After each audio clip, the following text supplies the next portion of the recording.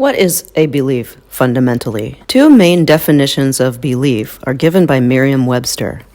First, a state or habit of mind in which trust or confidence is placed in some person or thing. For example, I believe in you. Second, something that is accepted, considered to be true, or held as an opinion, something believed. For example, political or religious beliefs, such as I believe in God. Notice that both of these definitions are about accepting something coming from outside oneself. Faith is often seen as a synonym for belief, but is that really the case? What is faith, fundamentally? First, let's talk about belief from a psychic's perspective. I have personally witnessed that some people's beliefs are actually alive. Psychically, they appear as conscious entities or thought forms that are connected to conscious entities. Such invisible entities are sometimes called spirits or demons. I have observed that, on occasion, a certain thought or idea can activate a thought form in a person that then calls in the presence of an entity. This entity then goes on to offer a range of suggestions to the person as to what to say, how to act, what else to think, and so on. It feeds on the energy the person releases in carrying out these thoughts and actions, as well as on the energy released by other people through their reactions to the first person's words and actions. In other words, if one believes a certain thing is true, there is likely something on the other end of that belief that benefits from the individual holding that belief. This is one reason why it is so hard for people to change beliefs or to let go of beliefs. The entity on the other end that benefits from the beliefs doesn't want those beliefs to stop being fed, because then it will be starved of energy and will eventually cease to exist. Another example of beliefs presenting as cords to negative entities is from an experience I had in the early days of my shop. Two people came in and began asking me questions about psychic readings. As I spoke to them, I said something that triggered a belief in the mind of one of the people, which I perceived led to a cord that immediately invoked a conscious entity into the space where we were standing. The entity proceeded to block the person from receiving the potentially mind-expanding information that I was offering. It also suggested more concrete alternative explanations for what I was saying, essentially attacking my position in the person's mind. It did this, presumably, because otherwise I might have convinced the person to change or drop the belief, which would have caused the entity to starve. For another example, a couple came into the shop wearing clothing that indicated they held a particular religious belief. When they realized that my shop was a spiritual place, a belief was activated in the mind of one of them, causing them to be afraid and quickly run away, along with an entity that stayed in the space long after the people had gone. The entity saw a potential opportunity to feed on my energy by attempting to make me feel as though I was doing something wrong. So it hung around for a time, projecting that energy at me while I held my ground by disagreeing with it, until eventually it gave up and left. I could cite countless similar experiences in which I perceived invisible entities. I know that they are real and that they are most definitely called in when beliefs are activated. I can clearly see that this entire conscientious reality that we experience is built out of and held together by belief and all of humanity's agreement with such belief. To change that reality, all we have to do is change what we believe. But there are entities that benefit from us not doing that, and so they also discourage us from believing that changing reality could be as simple as changing a belief. People generally have different beliefs about themselves, which they unconsciously project outward in order to get others to believe those things about them too. When they do this, they are unknowingly recruiting others to help them feed the entities attached to themselves. Some people who are negatively inclined to do this intentionally, they actually project an energy intended to create a specific belief in another.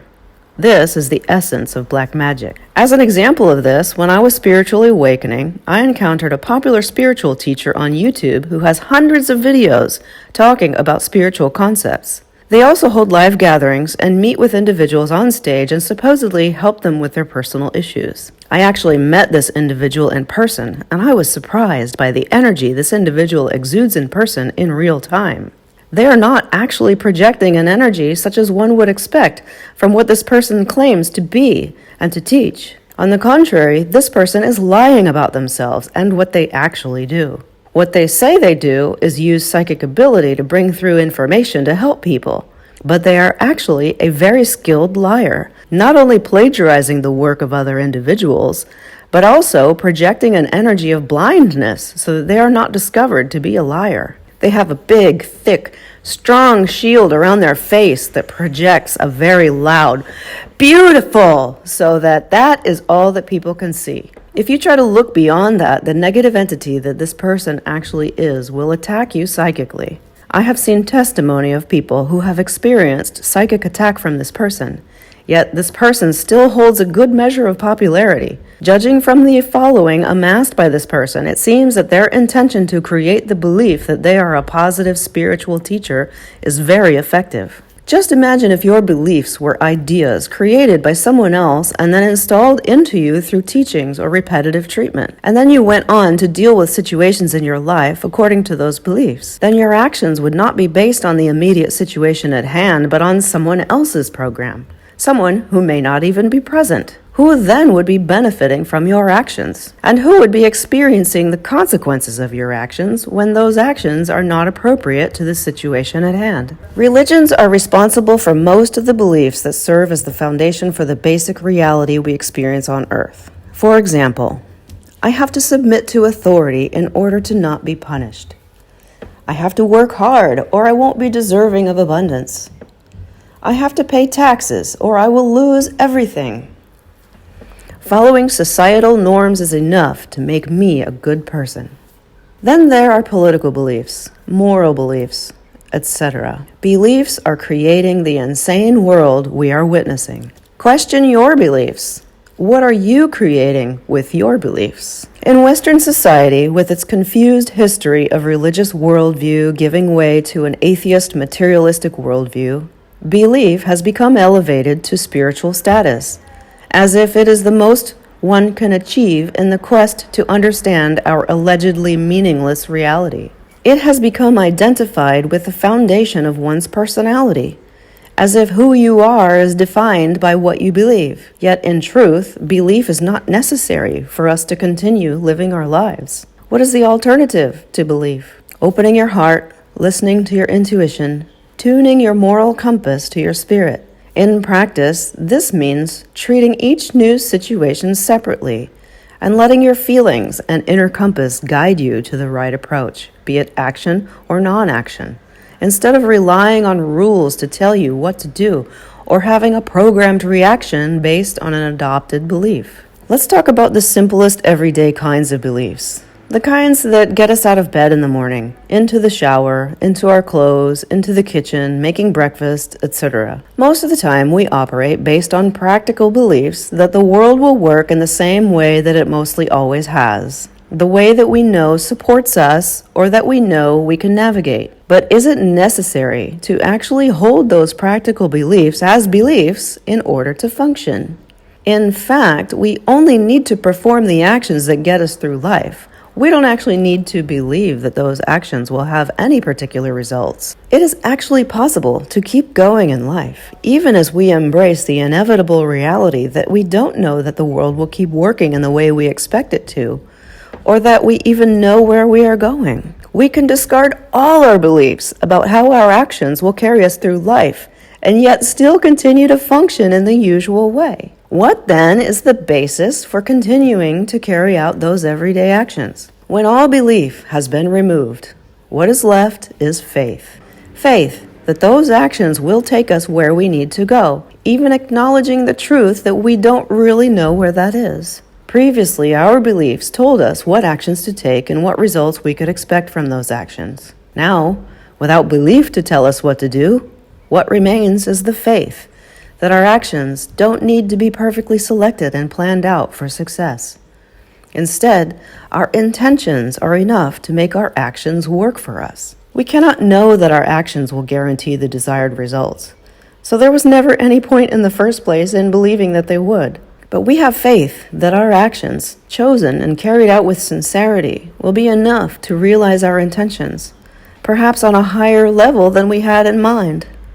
In fact, this is how reality actually works. Intentional action operates in mysterious ways, sometimes indirectly in what can seem like magic, to align us with our higher selves. even though the specific details of the results may look completely different from what we expected.